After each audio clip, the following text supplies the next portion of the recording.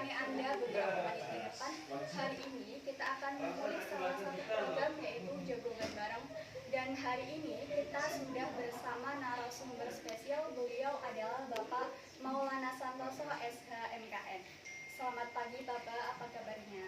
Pagi, sehat sekali Mbak. Kemudian sebelum kita masuk ke topik utama, boleh dong Pak sedikit memperkenalkan diri untuk Sobat Warta nih yang mendengarkan podcast ini. Oh ya, sebelumnya Assalamualaikum warahmatullahi wabarakatuh. Saya sendiri perkenalkan Maulana Santoso SHMKN, yang mana saya itu berlatarkan di bidang hukum. Terus saya itu S1 lulus di UNES, Universitas Negeri Semarang tahun 2017. Terus saya lanjut kuliah. Untuk S2 saya mengambil Magister Kenotariatan di UGM, Universitas Gadjah Mada, yang mana itu sekaligus tanah kelahiran saya. Saya berarti aslinya Sleman. Terus saya 5 bersaudara, saya anak yang kelima. Kemudian saya pindah ke Pemalang untuk pengalaman atau hal yang baru dalam pekerjaan saya. Saya di Pemalang ini berarti semenjak tahun 2023 akhir atau Desember sampai sekarang ini. Kebetulan bidang saya itu di bidang bagian hukum. Jadi nanti kalau memang ada unek-unek tentang hukum, saya juga bisa untuk ibaratnya memberi sedikit saran atau nasihat seperti itu. Baik Pak, kemudian berikutnya bisa nggak diceritakan sedikit nih tentang perjalanan karir Bapak? Waduh, kalau karir bingung saya Mbak, karirnya apa ya? Ya kalau untuk karir saya itu dulu anak orang yang tidak punya. Saya S1 itu sudah nyambi menjadi cleaning service atau tukang ngepel di rumah makan. Kemudian setelah itu saya juga lanjut sebagai kasir. Terus saya pernah bekerja di bagian hukum, bagian kenotariatan atau notaris. Kemudian sampai sekarang saya yaitu mengemban pekerjaan di bidang hukum itu sendiri. Baik, kemudian selama perjalanan karir ini kan mestinya ada banyak pengalaman menarik dan mungkin tantangan yang Bapak hadapi. Mungkin bisa share ke kami. Kalau untuk bidang karir saya dulu Mbak, itu yang menarik itu waktu saya kerja di bagian notaris. Saat saya bekerja di bagian notaris, itu banyak orang atau masyarakat yang belum mengetahui apa itu jual beli, apa itu pembelian PT. Nah, menariknya di sini kita sebagai pekerja itu kita menjelaskan ke masyarakat hukum, sekaligus kita memberitahu atau edukasi ke masyarakat hukum agar mengetahui jual beli itu seperti apa, syaratnya seperti apa, kemudian pendirian PT itu seperti apa, syaratnya seperti apa. Nah, yang mungkin saya share ini singkat aja ya Mbak. Untuk pendirian PT itu kan memang sebagai problematika kita masing-masing, terutama di bagian masyarakat yang ingin mendirikan PT.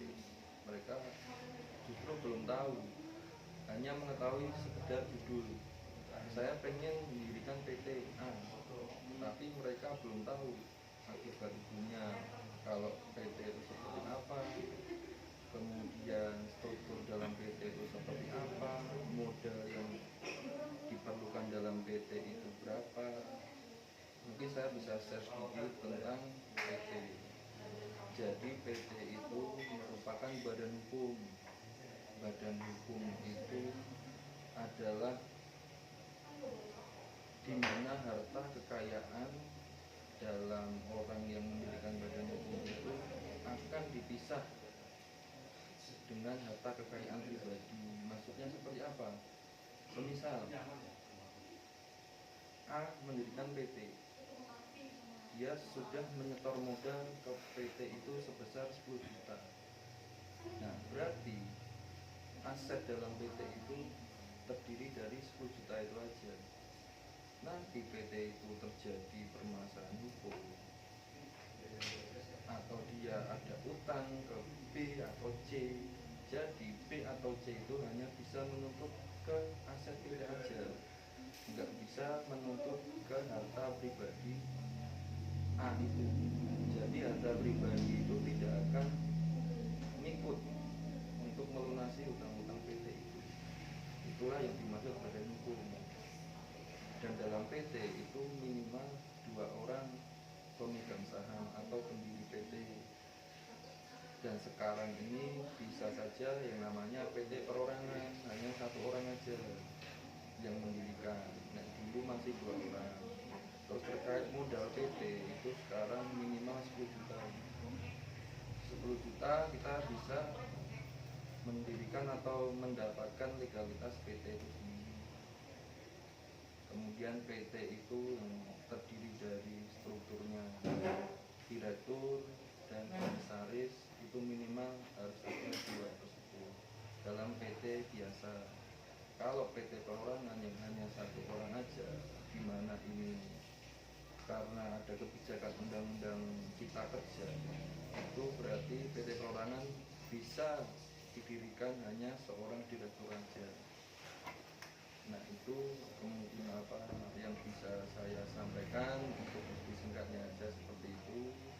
Nanti lebih detailnya mungkin bisa ngobrol di lain waktu ya, begitu. Baik. Kemudian yang ini kan sedang terkait dengan koperasi Merah Putih ini Pak. Tentu dalam proses pendiriannya itu seperti apa sih Pak? Dan kebetulan ini kan Bapak Maulana Santoso diberikan amanat untuk pendirian Desa Merah Putih ini. Jadi gimana sih pendapat Bapak tentang koperasi Merah Putih? Pendirian koperasi Desa Merah Putih ya? Iya. Bukan pendirian desa, desa yang mendirikan bukan saya, Bang. Nah, ini kan berarti sudah menjadi informasi umum ya. Saya ini kemarin kan dapat amanat untuk mendirikan atau mengesahkan legalitas koperasi Desa Merah Putih. Nah, di situ memang kebijakan dari pusat yang memang pendirian koperasi Desa Merah Putih itu harus segera dilaksanakan dan dipercepat. Maka orang-orang atau yang dapat amanat untuk mendirikan atau mengesahkan legalitas koperasi Desa Merah Putih itu harus siap untuk tantangan itu, percepatan itu. Nah, di luar itu kita juga melakukan sosialisasi terkait setiap masing-masing desa yang akan mendirikan koperasi Desa Merah Putih, agar dokumen atau kelengkapan legalitas itu lengkap.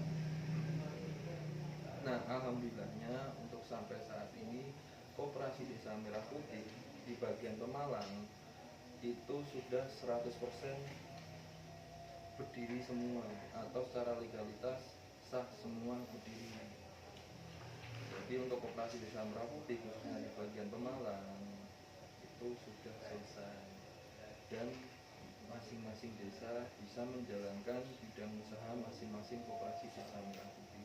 mana di situ bagian usahanya banyak banget Mbak. Kita ikut saja dari Kementerian Koordinator Pangan waktu itu yang mengeluarkan surat keputusan itu. Nah, kalau untuk problem atau permasalahan dalam pendirian koperasi desa Merah Putih mungkin hanya terkait jarak atau akses ke desa-desa yang masih kita menjangkaunya itu susah. Contohnya ke bagian selatan yang itu kita akses jalannya itu harus sedikit mengeluarkan effort ya, jalannya terjal, ya berarti wis ngeri lah ya jalannya. Paling cuma itu aja, kalau kita untuk koordinasi dengan pihak-pihak desa itu kita bisa menyampaikan dan desa bisa menerima dengan cepat. Nah, maka dari itu ya alhamdulillah untuk koperasi desa Merah Putih sudah berjalan semua, sudah clear semua. Baik, terima kasih Pak atas jawabannya. Sebelum kita akhiri, mungkin bisa Bapak menyampaikan pesan dan kesannya. Pesan dan kesan terkait apa ini? Pesan dan kesan untuk masyarakat umum aja. Oh ya, pesan dan kesannya kalau untuk saya pribadi selaku orang yang menggeluti di bidang hukum, kalau untuk masyarakat secara umum, kalau memang mau berkecimpung dalam hukum, contohnya untuk pendirian PT yang sebelumnya saya sudah jelaskan, itu lebih baik langsung datang ke seseorang atau pejabat yang berwenang. Kalau pendirian PT berarti kan ke notaris. Kalau permasalahan hukum semisal sengketa lahan atau tanah itu ya ke pengacara ataupun pengadilan yang akan memutuskannya. Intinya kalau di masalah bagian hukum atau bidang hukum kita harus menanyakan ke pejabat yang berwenang, jangan pernah menafsirkan hukum itu sendiri karena itu bersifat fatal. Itu aja pesan-pesan. Terima kasih banyak atas penjelasan dan kesempatan untuk berbagi pengalaman dan pengetahuannya Bapak Koperasi Merah Putih ini. Semoga jawaban ini dapat memberikan manfaat bagi pendengar maupun penonton. Saya pamit undur diri, jangan lupa like, komen, dan subscribe. Wassalamualaikum warahmatullahi wabarakatuh. Waalaikumsalam.